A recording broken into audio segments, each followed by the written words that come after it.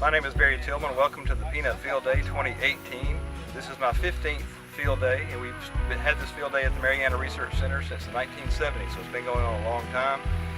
Today we had stops including weed science, disease control, weed control, new varieties, and we also looked at peanut maturity and looked at the combines that farmers would use to pick peanuts with. So we had a very good day. About 150 people showed up. We had excellent weather and some great topics for farmers to learn from.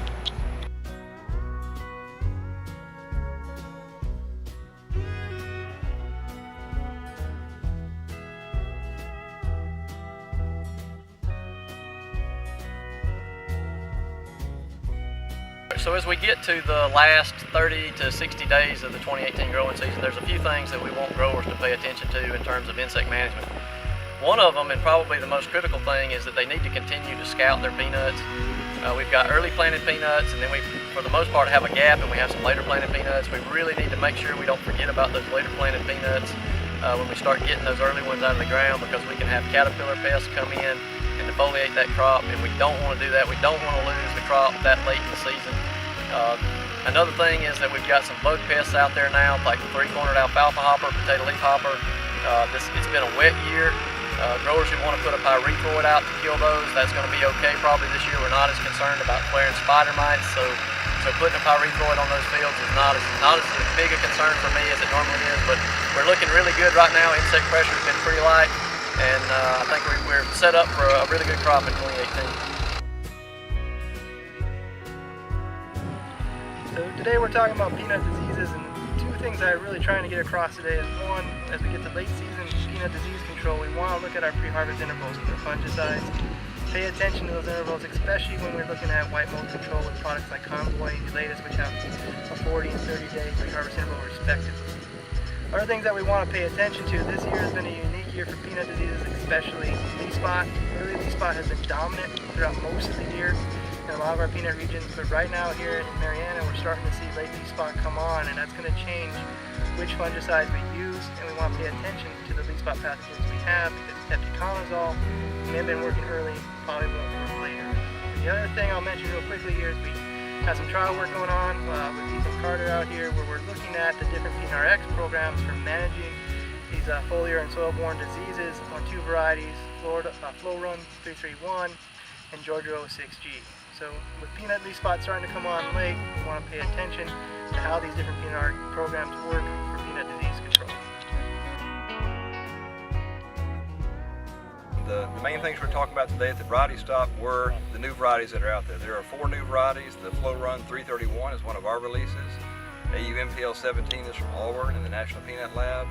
The TIF-MB-HIOL is from the USDA in Tifton, and the Georgia 16HO is from the University of Georgia. So we looked at those 4 varieties and the amount of seed that are available. The 16HO, the 331 have the most seed available for next year's production. The other 2, the TIF-MB-HIOL and the AU-MPL 17, are a little bit behind on those, but they will be coming along. Those 4 varieties all offer something unique for growers. So I would encourage growers to take a look and ask their seed dealers for seed of those varieties in the coming years. So what we were talking about today on the tour was various things. At this point in the life cycle of the peanut, there's a lot of concern about weeds coming through the canopy, especially weeds like Florida beggarweed and sickle pot or coffee weed. And what are some of the options that growers have? And that could include mowing or wiping with paraquat would be 2 options that I typically recommend. I'm a little concerned that we spray a little bit. We spray 2,4-DB a little bit more than normal for those kind of weeds, and it's not so good for various reasons. And so that's probably been the biggest thing I've addressed. Had a lot of questions about tropical spiderwort control and what we can do to manage spiderwort. Tropical spiderwort is a weed that likes wet weather, which is what we've been having in this particular year, and encouraging growers to use multiple applications of dual magnum or metolachlor or S-metolachlor in their peanut crop. And then we've talked a lot about dicamba and some other issues as well.